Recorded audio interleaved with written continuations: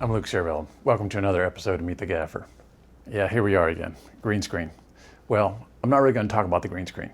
What I'd like to talk about is what if you don't have an S60 sky panel through a 3-foot octa with a snap grid, and you don't have an S30 sky panel with a snap grid on it going into a little ultra bounce flop.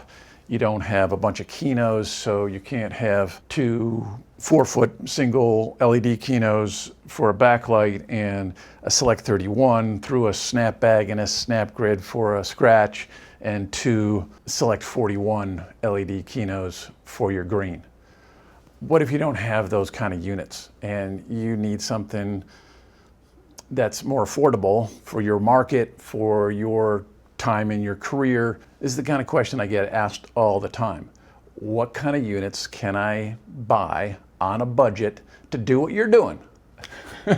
Which is like, okay, that's kind of an odd question actually from my perspective. It's like, well, these are the kind of units I would use to do what I'm doing. But it totally makes sense. You're on a budget. What do you do? So recently, Eric Sterick was watching episode 93 about Octabanks, and he's like, hey, I'm a starting filmmaker looking to invest in some lighting gear in the next few months at sub 1K USD budget. What is a good 1-light setup option and a good 2-light setup option? Well, obviously, how long is a piece of string is sort of the answer to that. It's like, it depends what you're shooting. If you're shooting this, then what kind of stop are you at? For this, we're shooting on a red helium. The DP, well, it's just really the three of us, makeup artist, myself, and then the producer, director, DP, sound, and editor. And we wanted a 5.6. So I started with the Aperture Nova here through the 3-foot octa, and I only have a half grid in there, not the Magic Cloth, and we didn't quite have enough stop. So then I was like, okay, I'll go down to the truck, get the S60, pop that on. Well, now we got too much light, so I can bring it down, so we're at like 50, 60%. So that's working. But if you're on a budget and you want to be under 1K for your units, how do you do that? So the suggestion I made to Eric was, well, depending on what your setup is, you could start with this kind of a unit. And so I recommended the RX-18TDX, sort of the Mark II version, and that's a 1824, so 18 inches by 24 inch type unit, so a little bit larger than a 1x1, and it's got 92 watts of usable power on the two ends of the spectrum, warm and cool, so you've got that white tunability. You can't dial in green or magenta, or there's no RGB or anything like that. It's just, it's a basic light, but good quality, made by Falcon eyes, and it comes in a nice, roll pack, and it's flexible, so you can roll it out. You can have, 360 light. It's got magnets on the 4 corners. You can pop it onto a metal surface. It comes with 2 different light diffusers, so one that's sort of a little more shallow light box in front, and even comes with a soft crate. And then there's also sort of a ball, a lantern-like front, so you could hang that on a pole. You could put that on a menace. There's lots of different ways you can use it. You get a couple of them. Now you've got a front key. You've got a scratch. You could put both units next to each other through a larger diffusion. So you can start to build your world that way. Once you get to where you're just working as a gaffer and people are hiring you, now you have to think a little bit more about the brands, because if you say, well, I've got a bunch of Falcon eyes and I've got a bunch of they're like, what I'd like is a couple sky panels and some Kinos, or whatever. Things change. But when you're just starting out, start with a $450 light. You have to buy a stand for it. That's a way to start. So just wanted to open up that conversation. I'm not the best person to tell you the lowest price stuff, because I don't really even want to review units like that if I'm not going to use them myself. This Falcon Eyes unit, it's right there where it's totally usable And I could see using it, putting it on a pole, walking with it, because you can pop a little battery on there and away you go. So very handy unit in many ways. And so it's sort of a crossover from starting out lights to bigger boy lights when you're making a living at it. Okay, let's check out this unit. Comes in this great little roll pack. You got some handles, and then you've got a zipper on top. Let's just open that up and pull out the goodies. Now this is one cable we'll get to later that does not come with it. Power, extra Velcro. It's all kinds of added things that are kind of fun. Soft box. There's the lantern type thing. You got a soft crate. Power, control, adapter, and the exoskeleton for the back. And then it's got this nice padded piece to protect the actual lamp. Now here you've got your flexible roll flex. So there it is. 1824. So you could put it on a flag or on a net and just secure it to that, and then wherever you could put a flag, you could put this, which is kind of cool. But it has arrows on here, so that goes that way, that goes that way. Pop that into the corners, and then these corners are also magnetized. And now you've got a baby pin to put it anywhere you like. And normally you'd put this baby receiver to baby receiver, so you can put it on a baby stand, and then this can go 90 degrees, and it even has a little place to put in an umbrella if you're into that sort of thing. Baby receiver plate. Look at the two different soft boxes first. So here's just a simple soft box. It's got that kind of width to it, and it just Velcros on. If you're going to put it onto a metallic surface and use those magnets, you're going to want all four. Just two isn't strong enough to hold the unit.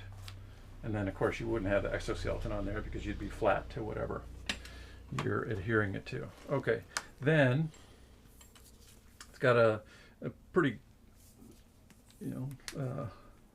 long head cable. Then you've got a controller, and they're nice connectors. The idea is that this is actually somewhat water proof as well. So you could put it, in a bathtub. You could put it in a shallow pool, with this connector, and I guess this is waterproof as well. And then you just wouldn't want to put the controller in. So that's kind of fun. You could find ways to use that. So let's just look at this a minute. You got your controller, and it has a V-mount lock so that you can put it onto a stand. Just fits right in. So that's a nice addition there. That pops out. And then also on the AC adapter, that has a little V-mount adapter as well. So you can put the V-mount on there, and then you're good to go. Or you put this on and you plug this into your controller, and you plug your AC into your AC adapter. So let's take that off, and let's just put a battery on. We've got the dimmer, and you can dim in fast mode. It goes up by 5 increments of 5%, or you can press on the button, and now you'll go down in 1% increments. So that's handy. Then you move over to CCT. You can go all the way down from 3000 up to 5600. And then you go into function. You've got some scenes, and there are 9 different scenes: lightning and TV and candle, and I guess there's a beating heart as well. So and then you can go into channel mode, and there you can pick your DMX channel. So we'll just go to 1. Now, one thing that's a little odd is that the DMX is actually mini DMX. So mini DMX, I've never seen that before. It's just, mini XLR. But the folks at Falcon helped me get an adapter, and so not just a 3-pin to 5-pin, but it's mini 3-pin to 5-pin. And so here I just have the input. So we'll go to, and that's on the left there. So plug that in. And then we have our male pin here. We want to have a female, and I'm just going to use a battery operated Centena, and that's already hooked up Wi-Fi to the AKS box. And now I'm going to put those together. And then if I bring in blackout, I've created just brought in a fabric light. So I'm just using, an existing Aladdin profile. Fixture control, and now I'm at, here it says 2900, that's 3000, and I can cool it, and I can give it intensity. So now I have control of the unit. I don't have the specific profile, so I don't have the scenes in here, but nice to know that you can quite easily, with a $20 cable, you can make this into a wireless unit as well. So this is the regular softbox, nice low profile, but still gets it far enough away to give it some extra softness, which is nice. Appreciate that. Also given pop-up tent kind of situation. So poles, and they don't look like the sturdiest poles, but they'll last for a while. And the trick is you want to go through the loops that are in the inside, and then you want to flip over the little metal pieces that are on the end. Now this is where you feel like, oh, I'm going to break this thing. The first one's the easy one. But now you're going to want to bend this. And now we're going to do the impossible, which is to push down on this so that it makes a nice lantern type deal. Get this last one in there. Brilliant engineering. There you go.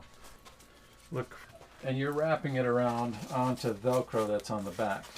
So the other thing that you're given as part of this pack, there's just so many little extras. This is a sticky back Velcro, and quite a bit of it. So you could put that on another surface and adhere this unit to that as well. So now you think, okay, I've gotten the softener further away from the unit. That's nice. What does that do for me?